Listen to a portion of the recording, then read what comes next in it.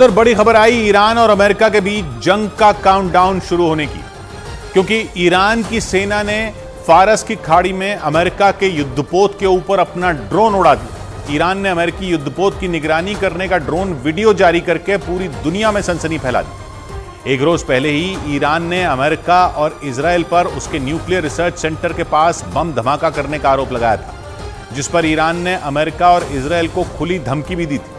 इसके ठीक एक दिन बाद अमेरिकी युद्धपोत के ऊपर ड्रोन उड़ाकर ईरान ने शक्ति प्रदर्शन किया। पश्चिम एशिया में बढ़ते तनाव को देखते हुए अमेरिका ने फारस की खाड़ी में अपनी नौसेना की ताकत बढ़ा दी थी। खतरनाक युद्धपोत और परमाणु पनडुब्बी के साथ उसने अपनी नौसेना के खूंखार स्ट्राइक ग्रुप को तैनात कर दिया था और ईरान के मीडिया के मुताबिक उसकी सेना ने अमेरिकी नौसेना के उसी स्ट्राइक ग्रुप के ऊपर ड्रोन उड़ाकर तहलका मचा दिया, क्योंकि अमेरिका पहले ही साफ कर चुका है कि पश्चिम एशिया में अगर ईरान ने इजराइल की तरफ आंख उठाकर देखा तो उसकी सेना कोहराम मचा देगी। लेकिन इस बार तो ईरान ने सीधे सीधे अमेरिका की गर्दन पर हाथ डाल दिया।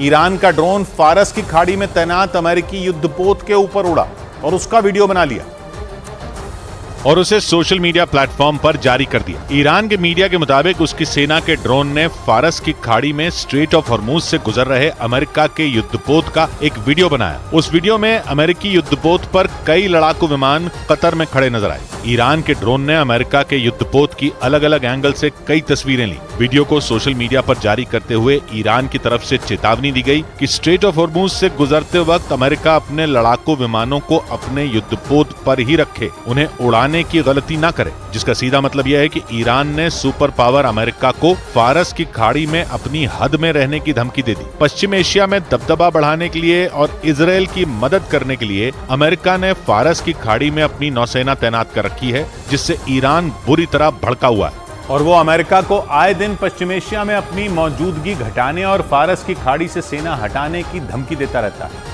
आशंका जताई जा रही है कि स्ट्रेट ऑफ हॉर्मूज से गुजर रहे अमेरिका के युद्धपोत का वीडियो बनाने के बाद दोनों देशों के बीच जंग की तलवारें खिंच सकती हैं और माना जा रहा है कि दोनों दुश्मनों के बीच फारस की खाड़ी जंग का मैदान बनेगी। इजराइल और हमास की जंग की वजह से पूरे पश्चिम एशिया में पहले ही हालात विस्फोटक बने हुए हैं। सिर्फ एक चिंगारी पूरे इलाके में जंग की आग भड़का सकती है और स्ट्रेट ऑफ हॉर्मूज में ईरान के कदम के बाद जो ताजा तस्वीर बनती नजर आ रही है, उसे देखकर लग रहा है कि अब तक दूर दूर से लड़ रहे अमेरिका और ईरान खुलकर जंग के मैदान में उतर सकते हैं, क्योंकि स्ट्रेट ऑफ हॉर्मूज फारस की खाड़ी के मुहाने पर है, जो कि ईरान के करीब है। फारस की खाड़ी के आसपास इराक, कुवैत, सऊदी अरब, कतर, बहरीन, संयुक्त अरब अमीरात और ओमान जैसे देश हैं।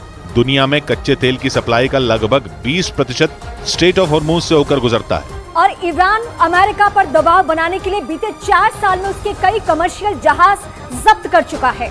लेकिन कहा जा रहा है कि इस बार ईरान ने अमेरिका के युद्धपोत के ऊपर ड्रोन उड़ाकर उसकी गर्दन को हाथ लगा दिया और माना यह जा रहा है कि 35 साल बाद दो कट्टर दुश्मन फिर से एक दूसरे से टकरा सकते हैं।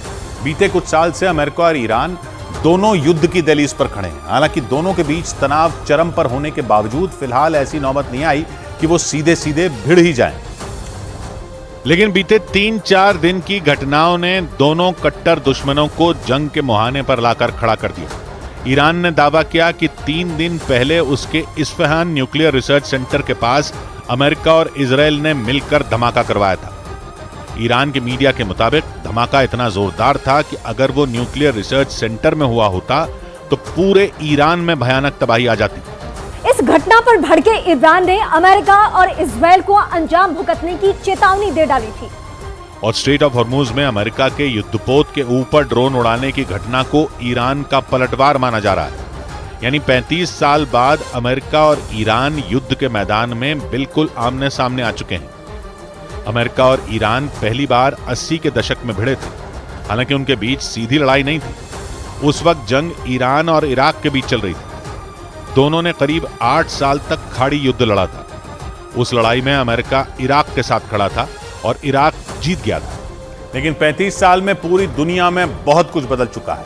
ईरान का कहना है कि आज का ईरान 35 साल पुराना वो ईरान नहीं है जो खाड़ी युद्ध में अमेरिका के हाथों हार गया था। ईरान की सेना ने अमेरिका को चुनौती देते हुए यह कहा कि 80 के दशक के ईरान और आज के ईरान में जमीन आसमान का फर्क है। यानी अगर जंग का सायरन बजा तो ईरान की सेना अमेरिकी फौज को जवाब देने में पीछे नहीं हटेगी। कतर के टीवी चैनल अल जजीरा के मुताबिक अमेरिका जैसे सुपर पावर को चुनौती देने वाली ईरान की सेना के पास आधुनिक हथियारों और शक्तिशाली ड्रोन का ऐसा जखीरा मौजूद है जो किसी भी जंग में बाजी पलट सकता है। अल जजीरा की एक रिपोर्ट के मुताबिक ईरान के पास 541 लड़ाकू विमान और 12 अटैक हेलीकॉप्टर वाली मजबूत एयरफोर्स है, जबकि उसकी नौसेना के बेड़े में 101 जहाज हैं, जिनमें 19 पनडुब्बियां भी शामिल हैं, जो दुश्मन को समंदर में डुबोने का दम रखती हैं। लेकिन सबसे खतरनाक हैं ईरान के ड्रोन, जो जंग के हालात में बेहद कारगर साबित होते हैं। अल जजीरा के मुताबिक ईरान की सेना के पास 300 किलोमीटर से लेकर 2000 किलोमीटर की दूरी तक मार करने वाले ड्रोन मौजूद हैं। यानी ईरान के पास ऐसे हथियार और इतनी ताकतवर सेना मौजूद है जो दुश्मन के छक्के छुड़ा सकती है। लेकिन माना जा रहा है कि पश्चिमी एशिया में अपने दबदबे को कायम रखने के लिए अमेरिका भी युद्ध में कूदने से पीछे नहीं हटेगा। इजरायल और हमास की जंग के दौरान अमेरिका ने पूरे के पूरे पश्चिम एशिया की किलेबंदी शुरू कर दी थी, क्योंकि उसे इस बात की आशंका थी कि इजरायल का साथ देने पर पश्चिम एशिया में उसके खिलाफ गुस्से का ज्वालामुखी फट पड़ेगा। और ऐसा होता भी दिखा, क्योंकि गाजा पर इजरायल के हमलों के दौरान इराक और सीरिया में उसके सैन्य ठिकानों पर हमले तेज हो गए। न्यूज एजेंसी रॉयटर्स के मुताबिक 17 अक्टूबर के बाद इराक और सीरिया में अमेरिकी सैन्य ठिकानों पर 74 से ज्यादा हमले हुए, जिनमें 36 हमले इराक में और 38 हमले सीरिया में अमेरिकी बेस पर हुए। अमेरिका का आरोप है कि पश्चिम एशिया में उसके ठिकानों पर हमले ईरान के इशारे पर हुए, क्योंकि इराक ईरान का न सिर्फ पड़ोसी है बल्कि इराक की सरकार ईरान के काफी करीब भी है। इराक और सीरिया में चरमपंथी लड़ाकों के ऐसे कई गुट सक्रिय हैं जिन्हें ईरान पूरा समर्थन करता है।